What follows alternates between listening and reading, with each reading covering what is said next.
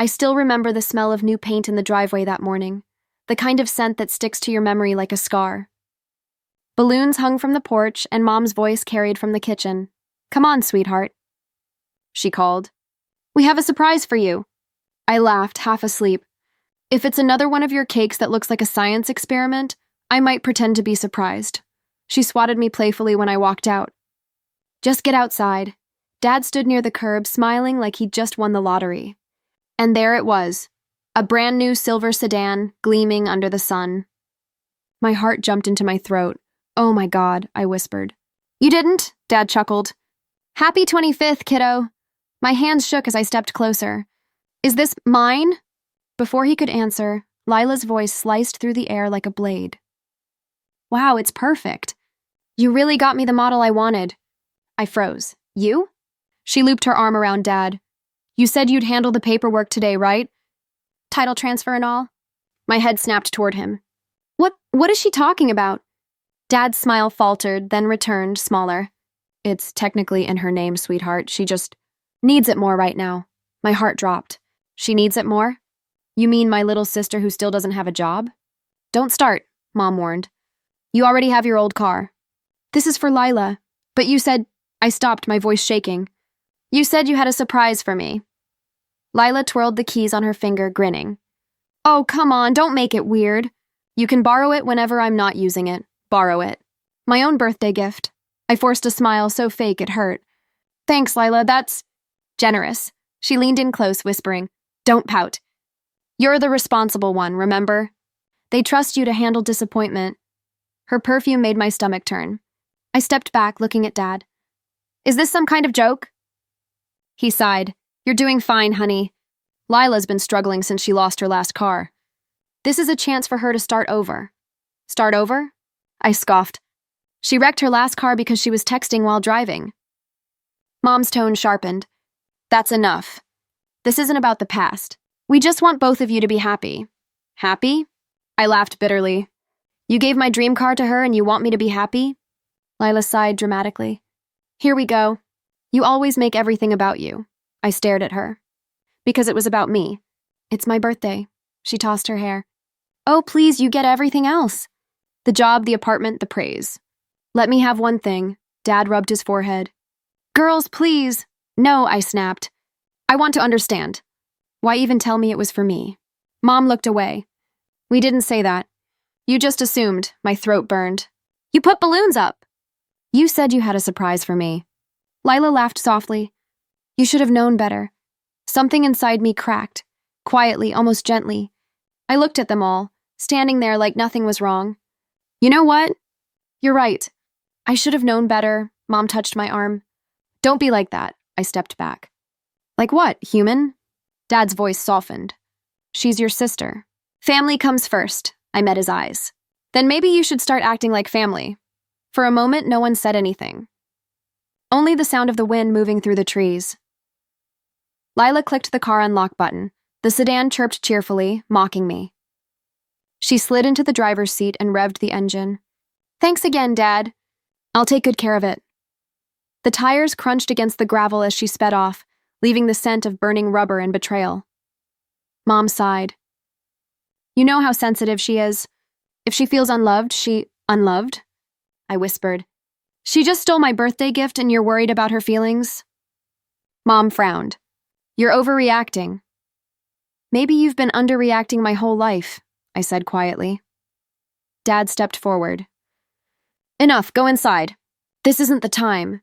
"Then when is the time?" I asked. He didn't answer. He just turned and followed Mom into the house.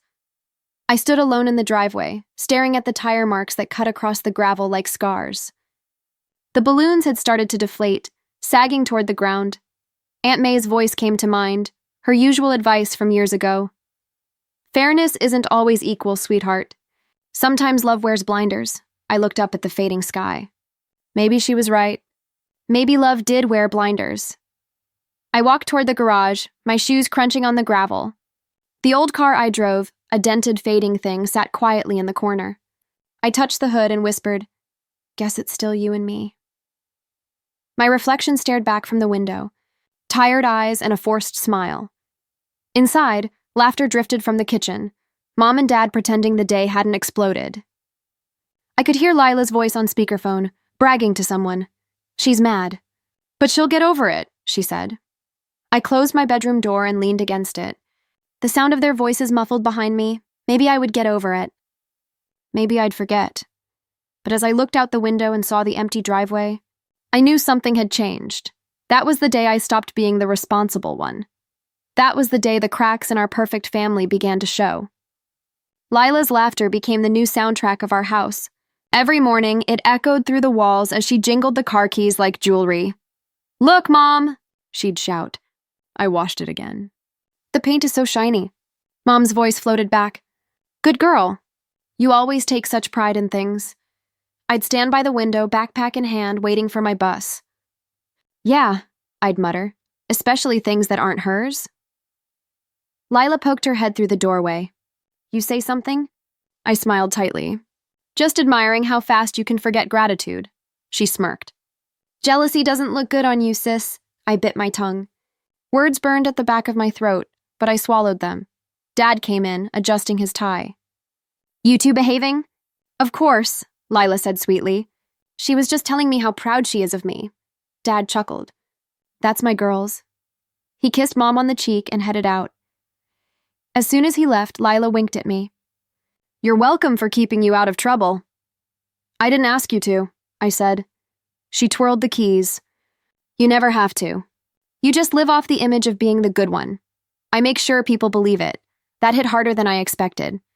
"What's that supposed to mean?" "Everyone sees you as perfect. I'm just helping balance things." I stared at her. "You don't balance things, you break them." She rolled her eyes. "Whatever, Mom's waiting for me. We're going shopping." When the door slammed, silence filled the kitchen, the kind of silence that makes you feel invisible. Mom peeked in minutes later. "You could have come with us." I wasn't invited. You know how Lila gets. "She's sensitive. She's manipulative," I whispered. Mom frowned. "Don't start again. She's been through a lot. So have I." "That's different." "How?" She sighed. "You're stronger, Lila." "Needs more care," I laughed quietly. "Right, because being weak gets you cars." "Don't be bitter, honey. I'm not bitter." "Just awake," Mom crossed her arms. "You always make everything sound so dramatic." I didn't answer. I just grabbed my bag and walked out before I said something I couldn't take back. Later that evening, I visited Aunt May. Her house always smelled like cinnamon and coffee. She opened the door with her warm smile. "You look tired, sweetheart." "I'm fine," I said, stepping in. "Just noise at home? Your sister again?" I sank onto her couch. "She drives that car like she earned it. I can't even look at it without feeling cheated." "Yeah," Aunt May nodded. "You've always been the peacemaker. That's why they lean on you. Lean on me or walk over me." She chuckled softly. "Sometimes both." I stared at the steam rising from her cup. "Dad said she deserves more because she's fragile. And you?" "I guess I don't deserve more because I can handle pain," she sighed. "That's the curse of being the strong one, darling. People assume you don't need kindness." Her words landed heavy. "Maybe I should stop being strong." "Careful," she warned gently. "Bitterness grows fast when it finds cracks." "I'm not bitter," I said again, though my voice trembled. "I'm just tired of pretending everything's fine." She touched my hand. "Then stop pretending." "How?" "By living for yourself, not for their approval." I looked up. "That sounds selfish. It's survival." When I got home, the lights were dim. Lila sat on the couch, scrolling through her phone. The blue glow made her look ghostly. She didn't look up. "Mom told me you ran to Aunt May to complain." I dropped my bag. "She's my aunt, too. I'm allowed to talk to her." "Sure," Lila said with a fake smile. "Just remember, you always play the victim, but I'm the one who gets called spoiled." I walked closer. "You are spoiled." She finally looked at me, eyes sharp. "At least they love me enough to spoil me." The words hit like glass shattering in my chest. "You think love is measured in things?" "Maybe that's the only way it ever comes." I took a breath. "Then I hope your car keeps you warm when no one else can," she smirked. "Don't worry, I'll be fine. You'll still be the sad little shadow watching me shine." I turned away before she saw the tears in my eyes. That night, as I lay in bed, I heard Dad's voice through the thin walls. "She's too hard on Lila. he said. Mom answered softly. She doesn't mean to be, but Lila's fragile. She deserves a little more. I close my eyes. Fragile gets more. Strong gets nothing. For the first time in years, I didn't cry. I just stared at the ceiling and whispered, "Then I'll stop being strong." Somewhere deep inside, a quiet rebellion began to stir, one that even I didn't understand yet. The phone rang at 2:17 a.m. I remember the exact time because my heart dropped before I even picked up. Hello? My voice was rough, half asleep. Is this... The man on the other line paused. Are you related to Lila Parker? Every muscle in my body went cold. Yes, why? What happened? This is Officer Daniels. Your sister's been in an accident. I shot up from bed. What kind of accident? She hit a guardrail near Route 19. She's not badly hurt, but the car's totaled. We need someone to come down. My car? The words barely left my throat. There was silence. Then, "Ma'am, the vehicle is registered under Lila Parker." I hung up without answering and ran to my parents' room. "Mom, Dad, it's Lila. She crashed." Mom gasped, clutching the sheets. "Oh my God," Dad groaned, half awake. "She what?" "She wrecked the sedan. The police called. They said she's fine, but..." Mom was already out of bed, fumbling for her phone. "We have to go." The drive felt endless. My stomach twisted every time I imagined the silver body of that car smashed against metal. When we arrived, flashing lights painted the night red and blue. Lila sat on the curb, hair a mess, mascara streaked. Ethan, her boyfriend, stood beside her, pale and shaking. "Lila." Mom ran to her. "Are you hurt?" Lila slurred. "I'm fine, Mom. It's nothing." The smell of alcohol hit me before I reached her. "You were drinking," I whispered. She looked away. "I had one drink." "One?" Ethan muttered. "Try 5. "Shut up!" she hissed. Officer Daniels approached. "Are you family?" "Yes," Dad said quickly. "Her parents." "I'm Tom Parker. This is my wife, and that's our older daughter." The officer nodded. "Your younger daughter was over the legal limit. The report will say she was operating under the influence." Mom froze. No, you can't write that." "She's just 22. It'll ruin her record." "It's standard procedure, ma'am," Daniel said calmly. "She's lucky she wasn't hurt worse, or anyone else." I glanced at the crushed car behind him, the headlights shattered, the hood bent inward. My chest ached. "That's my car," I whispered. Mom turned toward me, desperate. "Honey, please, listen." "To what?" "She can't have a DUI on her record. She's still finding her footing. And I'm what, her cushion?" "Please," her voice cracked. "If you say you were driving, the insurance will handle it differently. It'll just look like a mistake." I stared at her, stunned. "You want me to lie?" Dad said quietly. "It's one small thing, just this once. For family." "For family?" I almost laughed. "The same family that gave her my car?" Lila groaned, holding her head. "Can you all stop shouting? My head's killing me." I turned to her. "You could have killed someone, Lila." She shrugged weakly. "I didn't, so I guess we're fine." Ethan looked at me. "She shouldn't drive for a while." She doesn't think." "Ethan," she snapped. "Go home." He stepped back, hands raised. "Fine, you don't need me anyway." I looked at him. "Thank you for calling the police instead of letting her run." He gave a sad half-smile and walked off into the flashing lights. Mom touched my arm again. "Please, sweetheart. I'm begging you. Just this once. For your sister's future." I stared at Lila, smirking faintly through her drunken fog, and then at the car that should have been mine. Something inside me whispered, "Don't do it." But another voice, the one that always obeyed, said, "Maybe they'll finally see how much I love them." I nodded slowly. "Fine." Mom's relief was instant. "Thank you. You're doing the right thing." Officer Daniels came back with a clipboard. "Miss, I'll need your statement." I hesitated, then said, "I was driving." He studied me. "You sure?" "Yes." He scribbled something. "Then I'll need your license." I handed it over. My hands were trembling so badly I almost dropped it. Lila leaned back against the curb, muttering, "You're such a lifesaver." "Don't talk," I said. Daniels finished his notes. "You'll both need to come in tomorrow to finalize paperwork." Dad thanked him, voice tight. "We appreciate your understanding." The officer looked at Lila one last time. "You're lucky your sister's got your back." When he walked away, the silence that followed was suffocating. I turned to Mom. Happy now? She hugged me. You saved her future. You'll understand one day. I didn't hug back. Back home, the house felt heavier than ever. Lila stumbled upstairs without a word. Dad poured himself a drink. Mom whispered, "We'll fix everything in the morning." Will we? I asked quietly. She didn't answer. I sat at the kitchen table, the sound of the clock ticking too loud. My signature was on that report.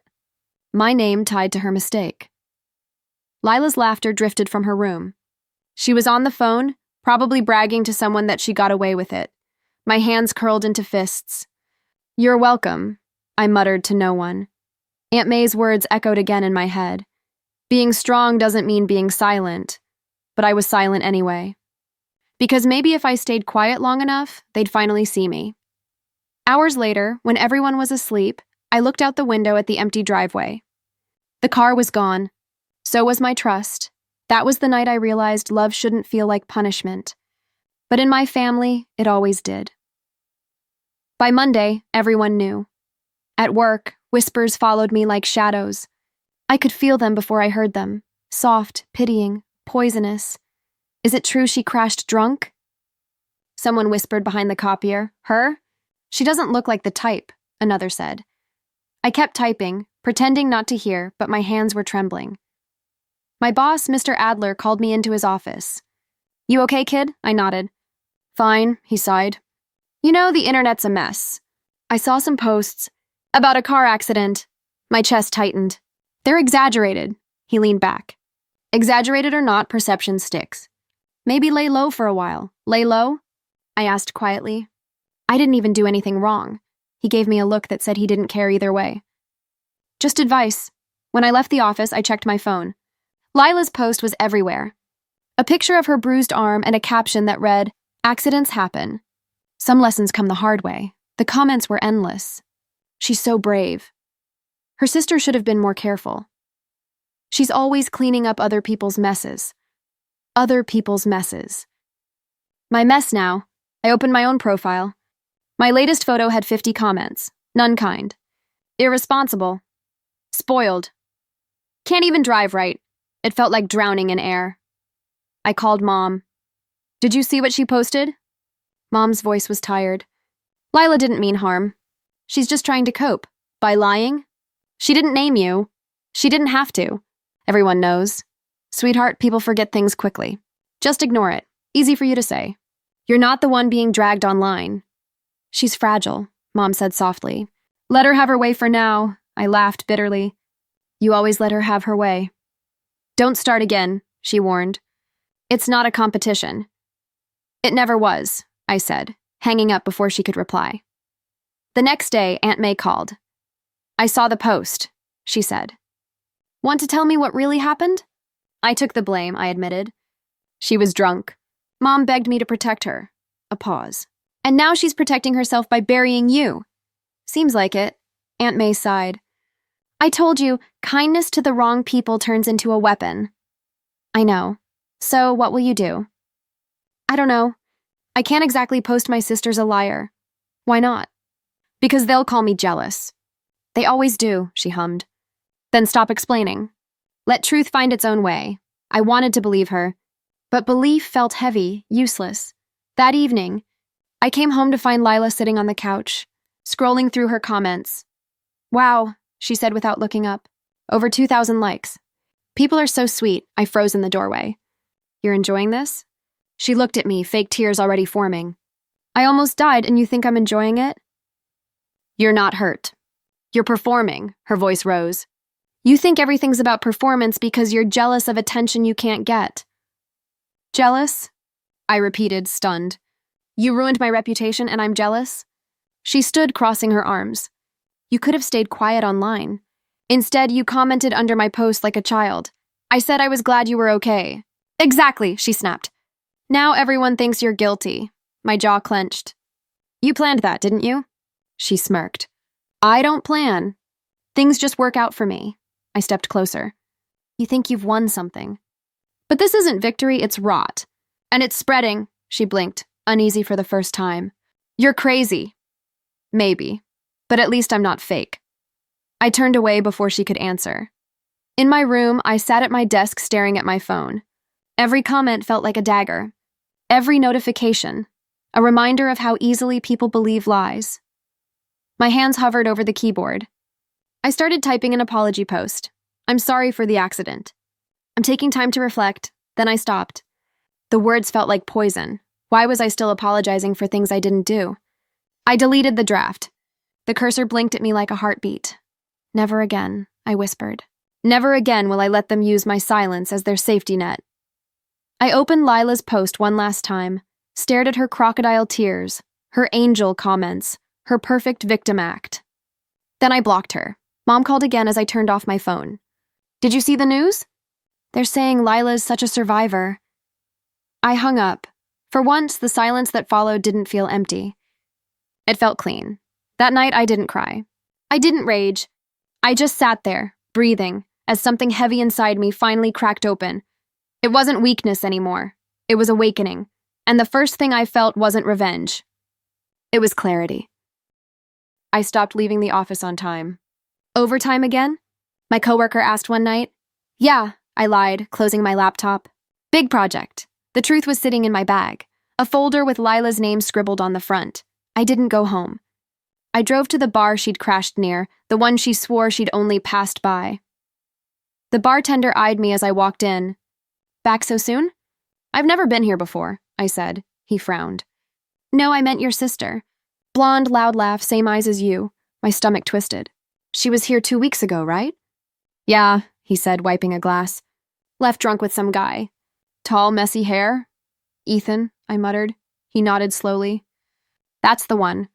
Why, I just need a copy of the security footage from that night. He laughed. Lady, I don't hand that stuff out. I leaned forward. She wrecked my car.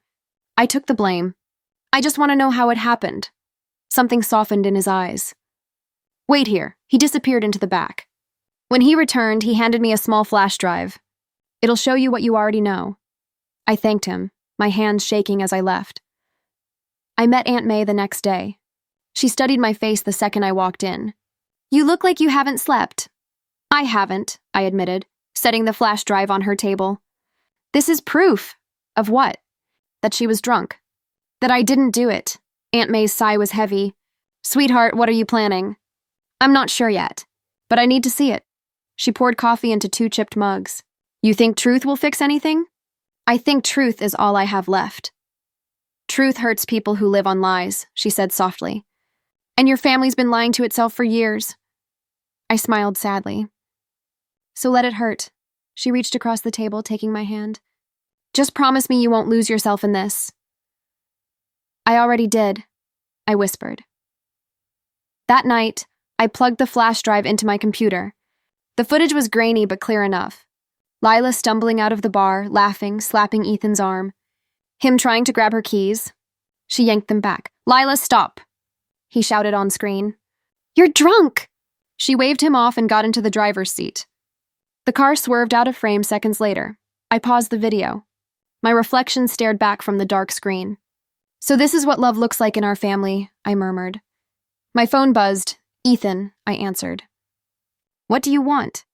He hesitated. I heard you were asking questions. Maybe I want answers. You shouldn't dig into this. Why not? Because she's unraveling. She's scared you'll ruin her, I laughed. She ruined me first. He exhaled shakily. You don't understand. Your parents, don't you dare defend them. I'm not. I'm just saying. They made her this way. Then maybe they should see the monster they created. He was silent. Then quietly, you sound like her. I froze. What? She always says she only lies because no one believes her truth. You're starting to talk the same way, like revenge and justice are the same thing. They're not, I said coldly. Justice tells the truth. Revenge hides it. Then make sure you still know the difference. The call ended before I could reply. The next day at work, I could barely focus. The flash drive sat in my pocket like a heartbeat, pulsing with guilt. At lunch, I opened my email. A message from an unknown address. You're not as invisible as you think. Careful who you trust. I slammed my laptop shut. My pulse raced. Had Lila found out? When I got home, Mom was sitting at the kitchen table scrolling her phone. "You're quiet lately," she said. "I'm just tired." She smiled faintly. "You've always carried the world. Maybe stop before it breaks you." "Maybe you should have said that to Lila before she broke me," I snapped. Her eyes narrowed. "Watch your tone." I leaned forward. "Do you ever wonder what it's like to be blamed for something you didn't do?" She blinked. "You took the blame willingly. I took it because you begged me to, and we're grateful." "You're not," I cut in. "You're relieved." She stood, shaking her head. "I don't like who you're becoming." I smiled. "Good. Maybe I'll finally stop being who you expect." I walked out before she could respond. That night, Ethan texted me. "We need to talk." We met behind the library. He looked worse than I'd ever seen him. Tired eyes, shaky hands. "I saw the footage," I said. "You tried to stop her?" He nodded. "Yeah, and you covered for her anyway. Why?" "Because I thought if I saved her, they'd finally see me." "Did they?" "No." He shoved his hands in his pockets. "So what now? You expose her?" "I'm thinking about it." He swallowed hard. "If you do, it'll destroy her." "Maybe that's what it takes for her to grow up." He looked at me for a long time. "You're not doing this for truth anymore. You're doing it to hurt her." I stared at him. "Maybe truth always hurts people who deserve it." He nodded slowly. "Then you'd better be ready to burn too." When he left, I stood under the streetlight, the USB in my palm. It felt heavier than it should. Maybe he was right. Maybe truth wasn't clean. It was fire, and I was about to strike the match. I wasn't invited. Of course I wasn't. Lila's recovery celebration filled my feed all week. Sparkly dresses, champagne glasses, hashtags about second chances. Still, that Saturday, I drove to the rented hall. The air outside smelled like sugar and perfume and lies. Inside, laughter crashed like waves. My parents stood near the buffet, beaming as if nothing ever happened. Mom spotted me first. "Oh, you came." "Yeah," I said quietly. "Wouldn't miss my sister's redemption arc." Lila's eyes narrowed from across the room. She was glowing under the string lights, flawless, like she hadn't destroyed my life 2 months ago. She walked up, fake smile and all. "You actually showed up. That's brave. Just curious," I said. "Wanted to see what recovery looks like when the truth's still in a coma." Her smile cracked. "What's that supposed to mean?" "You'll find out soon enough." She leaned closer, whispering through her teeth. "Don't start drama here. Tonight's about me." "It always is," I whispered back. Ethan appeared behind her, eyes flicking between us. "Can we not do this?" "It's supposed to be a nice night," I met his gaze. "Depends on your definition of nice." Mom interrupted with that tense voice she used before things exploded. "Girls, please behave." "Sure," I said, smiling sweetly.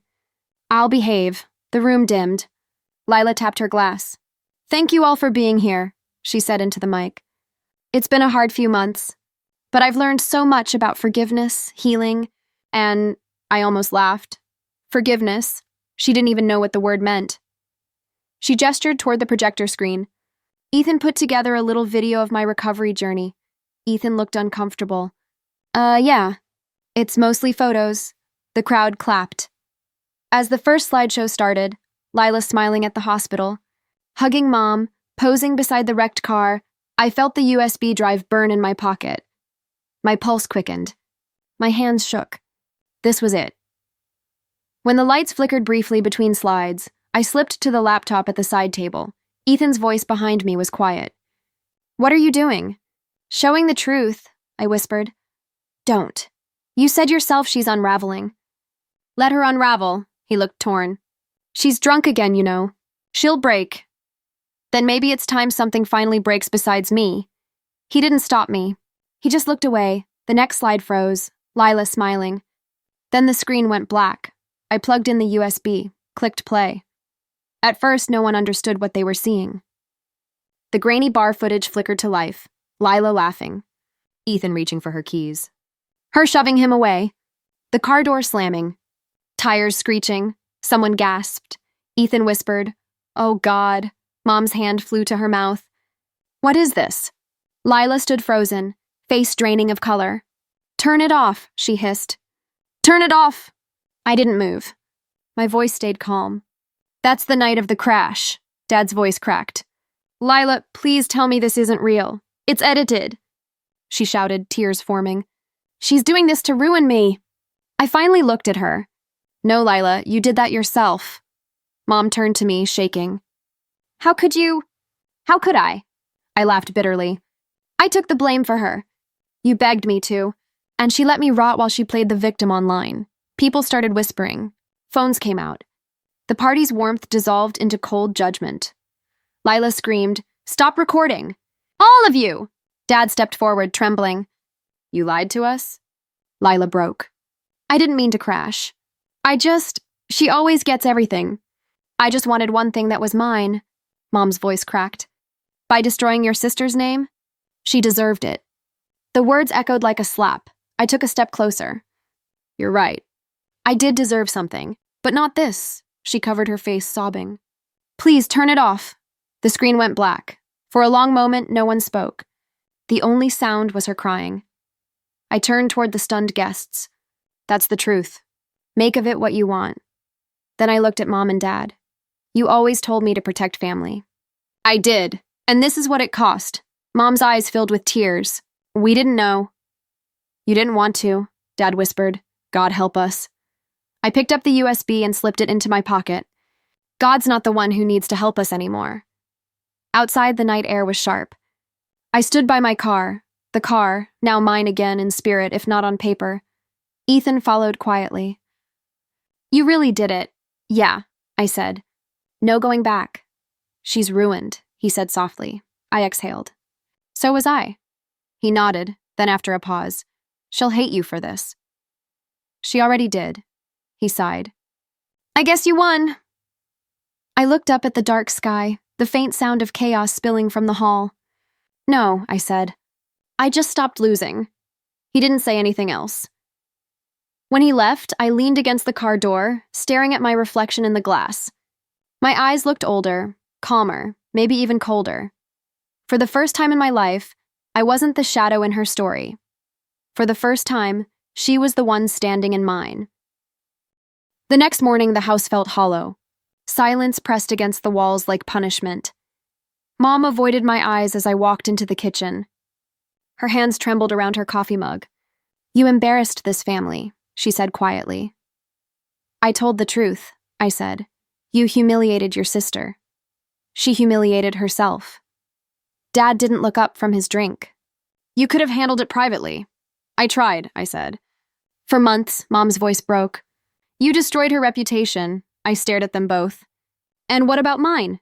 The one you let her ruin? No one answered. Lila's door upstairs stayed locked. Her music blared, loud enough to shake the picture frames. Mom sighed. She's not eating. She won't talk to us. Maybe she'll finally feel what silence tastes like, I muttered. Don't be cruel, she snapped. I'm not. I'm honest. There's a difference. Dad exhaled hard, rubbing his temples.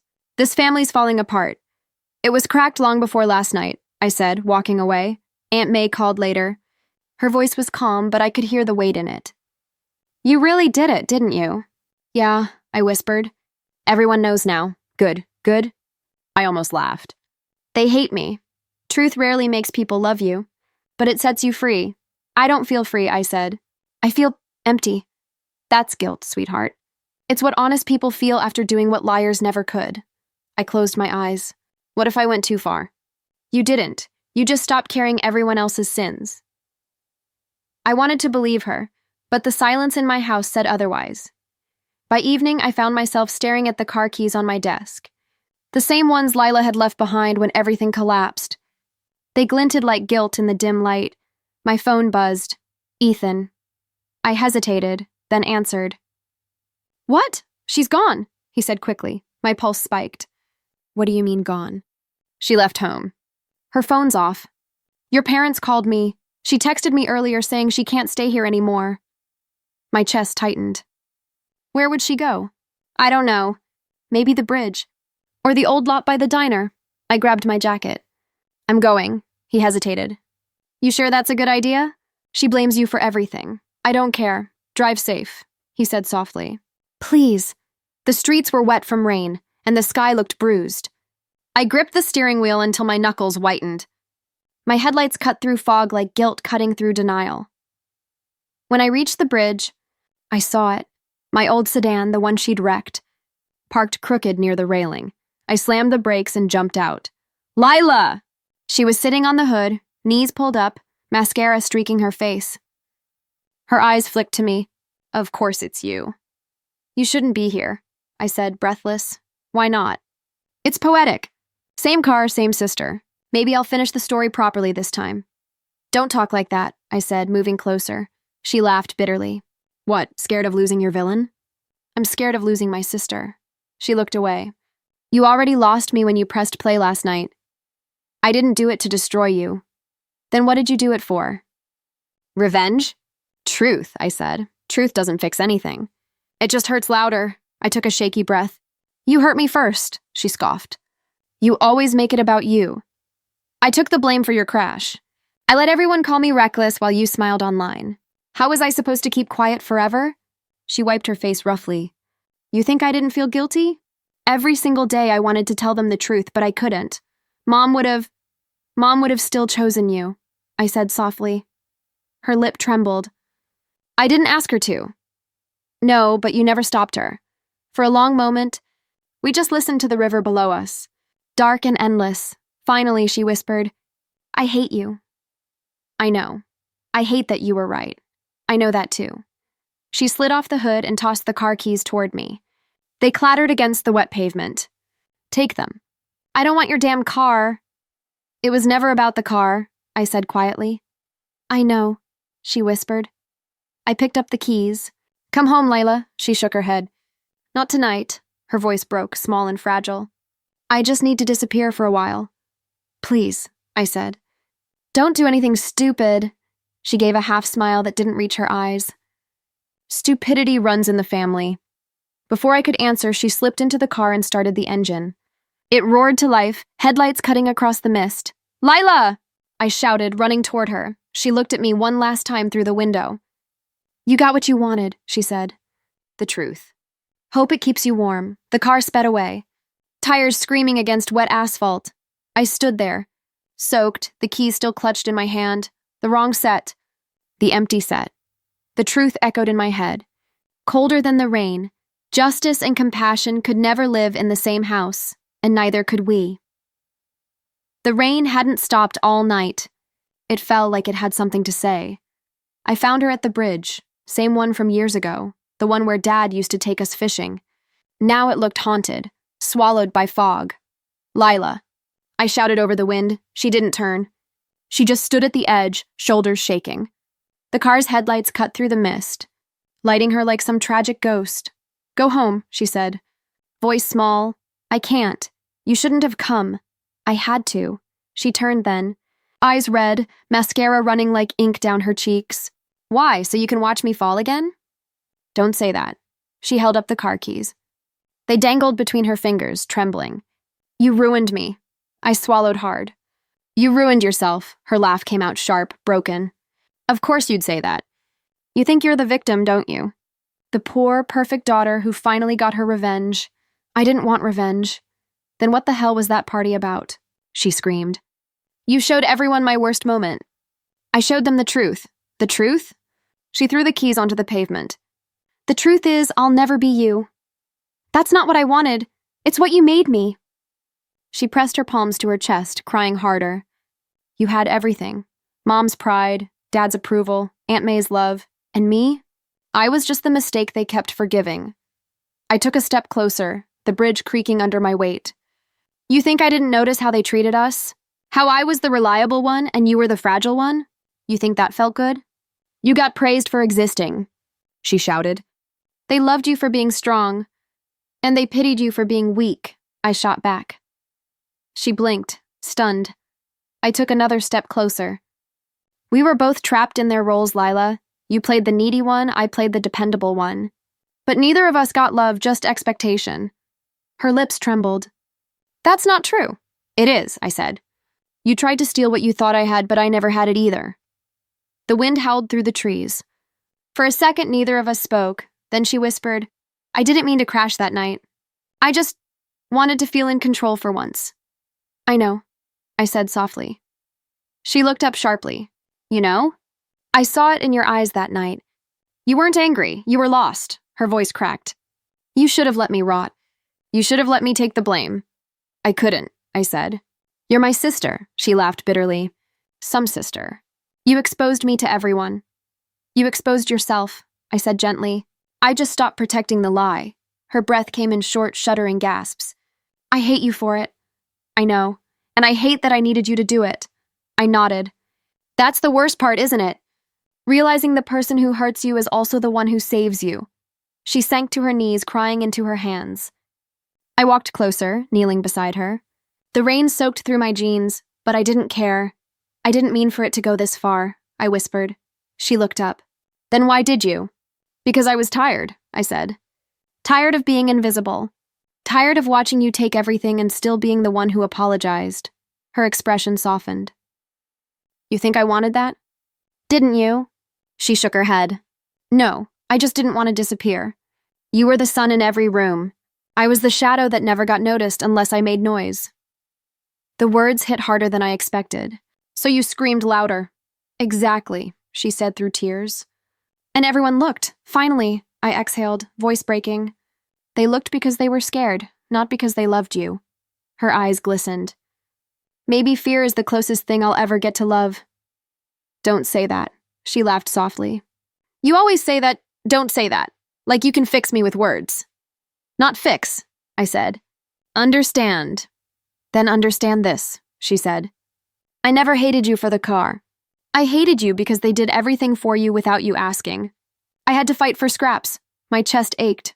You think I didn't fight? Every smile I gave them was a shield. For a moment, she just stared at me. Then she whispered, They always loved you more. No, I said quietly. They just expected more from me. And that's not love. That's obligation, her tears mixed with the rain. So what do we do now? I looked at the river below us, dark and endless. Maybe we stop fighting for their approval. And start what? Living for ourselves, she sniffled. You make it sound easy. It isn't, but it's the only way out. She hugged her knees, shaking. I don't know who I am without being their disappointment. I reached out, touching her hand. Then start by being my sister again. She hesitated, then squeezed my fingers weakly. You'll hate me again tomorrow. Maybe, I said. But I'll still show up. She looked at me, eyes tired but softer. Why? Because you're all I have left. The river roared below, swallowing our words. For the first time, the silence between us wasn't cruel. It was human. We sat there until the rain slowed, when she finally whispered, I'm sorry, it wasn't loud. But it was real, and for once that was enough. The bridge was quiet now. The rain had stopped, but the world still felt drenched. Lila stood a few feet away, her hair sticking to her face, her hands trembling. She looked at me with that strange calm that only comes when something inside you finally gives up. Take them, she said softly. I frowned. What? She held out the car keys. Take them. I'm done fighting you. Lila, no, she said, voice steady. I'm serious. You wanted truth? You got it. You wanted peace? Take it. Just take everything. I don't want everything. I just want us to stop hating each other. She laughed bitterly. You don't get it. Hate's the only thing that ever made me feel close to you. My chest tightened. That's not true, isn't it? She asked. You were the light. I was the shadow. The only way anyone saw me was when I stood next to you. You didn't have to compete. I didn't know how not to. The wind rustled through the trees, scattering water from the branches. She stepped closer, pressed the cold metal keys into my palm. They were never mine, she whispered. Not the car. Not their love. Not even my life. I borrowed everything, I shook my head. Don't talk like that. I'm tired, she said. Tired of trying to be you. Tired of pretending I'm okay? Then stop pretending. We can fix this. She cut me off. You can't fix someone who doesn't want to stay. Stay? I echoed, my throat dry. Stay where? She smiled faintly, the kind that hurt to look at. Anywhere. Please, I said. Just come home. Home? She repeated softly. You mean that place where every wall has a version of you painted on it? Stop. Where Mom tells me to be more like your sister, and Dad looks at me like a burden? Lila, please. Her eyes shimmered. You think exposing me fixed anything? It just proved them right. That's not what I wanted. Then what did you want? She demanded. Applause? Forgiveness? Closure? I wanted you to see me, I said, my voice breaking. For once. Not as the strong one. Not as the one who fixes everything. Just me. She stared at me for a long time. Then she whispered, Now you have all the attention. Happy birthday, I guess. Don't do this, I said, stepping forward. She shook her head and turned away. Goodbye, sis, Lila, I shouted, grabbing her wrist. Please don't leave like this. Her eyes met mine, tired, resigned, already gone. You always were the responsible one, she said softly. Guess it's time you owned it all. She pulled free and walked toward the road. Her figure blurred into the fog, swallowed by it. Lila! I screamed again. But there was only silence. The keys were still in my hand, cold and shaking. They slipped through my fingers, hitting the asphalt with a dull clang. I didn't chase her. I don't know why. Maybe because deep down I knew she wouldn't come back. 3 days later, the phone rang. Miss? A man's voice said. This is Officer Daniels. We found your car. My stomach dropped. Where? Old train yard by the edge of town. Keys were in the ignition. Title papers on the passenger seat. Title papers? Yes, ma'am. Signed over to your name. Transfer complete. My mouth went dry. And my sister? A pause. Then quietly. No sign of her. I gripped the phone so tightly it hurt. Did she leave a note? No, ma'am. Just the paperwork. It's like she wanted to make it official. Official. That word felt like a blade. Thank you, I whispered, though I didn't know who I was thanking. When I hung up, the silence screamed. I stared at the keys on my table, the same keys she'd pressed into my hand that night. Her voice echoed in my head. You wanted peace? Take it, I thought I'd wanted truth. I thought truth would heal me. But truth didn't heal, it hollowed. The car was mine now. The title said so. The law said so.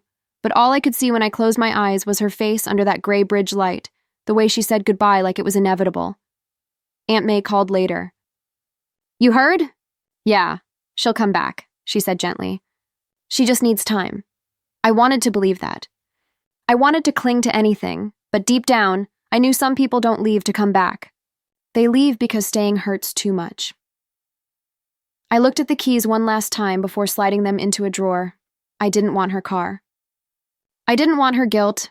I just wanted my sister, and she'd given me everything but that. It's been 6 months since the night she disappeared. The seasons changed, but the house stayed cold. Mom barely looks at me. Dad drinks more than he speaks.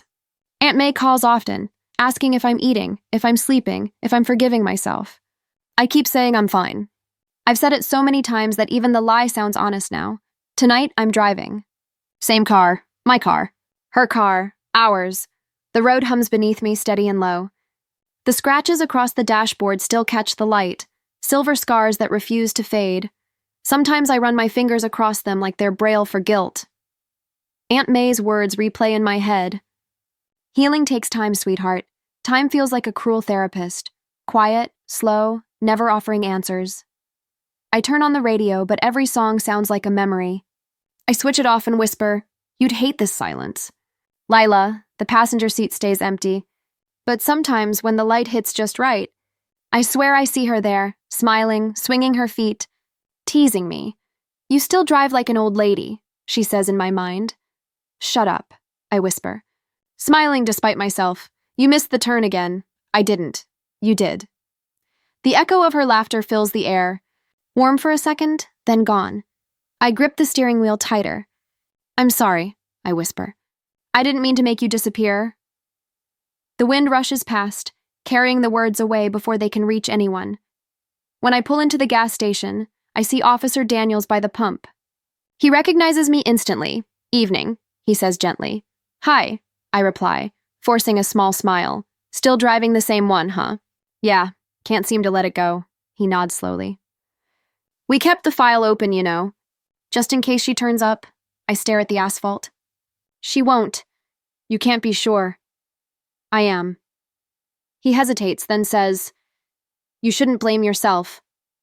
I don't. He raises an eyebrow. You sure about that? I force a laugh. I'm good at pretending. He looks at me for a long moment before saying, She wasn't a bad kid. Just lost. I know, I say quietly. We both were. He nods again, tips his hat, and walks off.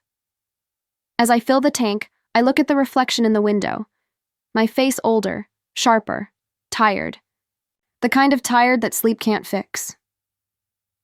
When the pump clicks off, I glance at the dashboard clock. It's 11:11. We used to make wishes at that time. I whisper, Come home, and start the car. At home, the porch light flickers. The air smells like rain again, just like that night. Mom's voice comes faintly from the kitchen. You're late. I went for a drive, I say, slipping off my shoes. Always driving, she mutters. Always running, I pause. Running from what? From yourself. Her words sting, not because they're cruel, but because they might be true. Dad sits in the living room, eyes half focused on the TV. Any news? He asks. No, I whisper. He nods, though I know he didn't really expect an answer. Mom sets a mug of tea on the counter. You should sell that car. I can't. It's not healthy. It's all I have left of her. Mom's lips tremble. You think she'd want that? I don't know what she'd want anymore, she sighs. None of us do. I want to tell her that grief feels like driving in fog. You keep moving even when you can't see the road ahead. But instead, I just take the tea and head upstairs. In my room, the car title lies folded in my drawer. Transfer complete. Those two words still sting. I trace the signature at the bottom. Hers, neat and curved like she was pretending to be calm when she wrote it. I whisper, You were never done fighting, were you? The window rattles softly from the wind. I close my eyes and see the bridge again. The fog, her voice, the way her eyes looked when she said goodbye. Why'd you leave me with all the noise, Lila? I asked the air. You were supposed to come back and yell at me. No answer. Just the hum of the night. I reach for the keys on my nightstand. They jingle in my hand, familiar, heavy, alive. I hated you, I whisper. But I loved you more. The next morning, Aunt May visits. She looks around the house, sighs softly. Still quiet here. Too quiet, I say. She studies my face. You're driving again, aren't you? Every night. Why? Because it's the only place she still feels close. Aunt May nods slowly. Maybe that's her way of staying. Or my way of not letting go. She gives a small smile. Both can be true, I sit beside her. Do you think she forgave me? Aunt May looks out the window. Maybe she didn't need to. Maybe forgiveness was never the point. Then what was? Understanding, she says. You both carried the same wound. You just dressed it differently. Her words sink deep, and for once they don't hurt. They settle. When she leaves, I stand by the window, watching the sky fade into dusk. The light hits the car in the driveway, soft, golden, forgiving. I whisper, I'll keep driving, Lila, for both of us, and I mean it. Later that night, I start the engine again. The headlights cut through the dark. The road stretches ahead like a promise. The radio hums softly. A song we used to sing fills the air. I smile. Fine, you win. I'll sing. My voice cracks as I sing the first line. For a second, I swear I hear her harmony beside me. Soft, familiar, almost real. Then it's just me again. The silence doesn't scare me anymore. It feels like peace, uneven, imperfect, but mine. I rest my hand on the steering wheel, feeling the pulse of the road beneath me. The title may say the car is mine, but I know the truth. It belongs to both of us, one who left and one who stayed. And as I drive toward the fading lights, I realize something simple and final. Moving forward isn't forgetting. It's surviving, so I keep driving, because that's all I can do.